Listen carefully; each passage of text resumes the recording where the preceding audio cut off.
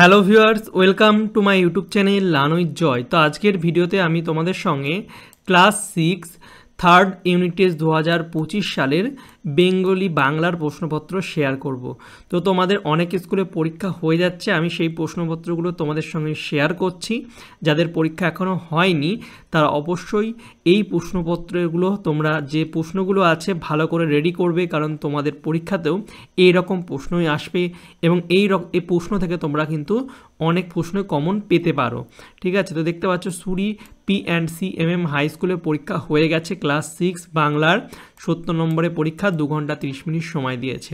তো কী কী প্রশ্ন এসেছে আমি তোমাদের একটু দেখিয়ে দিচ্ছি। একের দাগে প্রথমে দেখতে পাচ্ছ MCQ দিয়েছে 8টা MCQ। তোমরা এর উত্তরগুলো একবার জাস্ট পড়ে নেবে, দেখবে তোমাদের মনে থাকবে, বেশি সময় লাগবে না।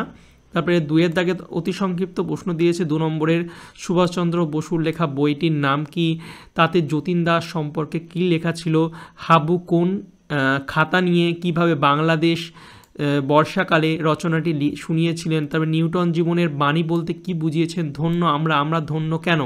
তো এই প্রশ্নগুলো কিন্তু আমি তোমাদের সাজেশানেও দিয়েছিলাম। আমি বাংলার কিন্তু ক্লাস 7-এর চ্যাপ্টার ওয়াইজ সাজেশান দিয়েছিলাম, সেখানে আমি চ্যাপ্টার ওয়াইজ প্রশ্ন আলোচনা করেছিলাম। সেই ভিডিওটা তোমরা না দেখে থাকলে অবশ্যই দেখে নেবে। এই প্রশ্নগুলোর সাথে সাথে কিন্তু সাজেশান ভিডিওটাকে তোমরা ফলো করবে, তাহলে আশা করছি তোমরা পরীক্ষা কিন্তু ভালো প্রশ্ন কমন পাবে। তারপরে 3-এর দাগে দেখতে পাচ্ছ অতি সংক্ষিপ্ত 5 নাম্বার করে 4টে প্রশ্নের উত্তর করতে হবে। মনে হয় সব নিয়ে এ ধরনই ভালো। তো এটা হচ্ছে মধ্য দিয়ে কবির কোন মনোভাব ধরা পড়েছে, এই যে লাইনটা, এটার মধ্য দিয়ে কবির কী মনোভাব ধরা পড়েছে। তারপরে শেষ পর্যন্ত এলো শেষে সেই ভয়ঙ্কর দিনটির সংক্ষিপ্ত পরিচয়। তারপরে দেখতে পাচ্ছ, একটু জুম করি তাহলে ভালো করে দেখতে পারবে, উনি না বললে এটাকে শিবরাম চক্রবর্তীর লেখা গল্প বলেই ধরে নিতাম।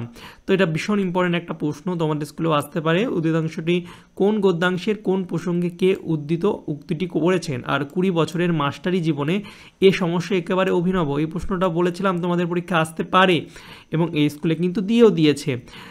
কার 20 বছরের মাস্টারি জীবন, অভিনব সমস্যাটা কী, এবং মোস্ট ইম্পর্টেন্ট প্রশ্ন সবার স্কুলে দিচ্ছে, বঙ্গ আমার জননী আমার কবিতায় দেশের গৌরব ও মহিমার যে কথা প্রকাশিত হয়েছে তা নিজের ভাষায় লেখো।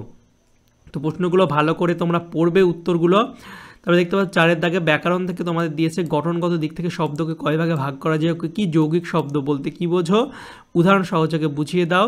তারপরে পঙ্কজ, মিগ, সন্দেশ, মন্দির, এই 4টি শব্দের প্রচলিত ও ব্যুৎপত্তিগত অর্থ লিখতে হবে এবং এই শব্দগুলি কি ধরনের শব্দ সেটা পাশে লেখো। তো এই প্রশ্ন তোমাদের না দেওয়ার সম্ভাবনায় বেশি, একটু কঠিন প্রশ্নই দিয়েছে, কিন্তু এই প্রশ্নটা ইম্পর্টেন্ট। ঠিক আছে, তাও তোমরা পারলে দেখে রাখবে।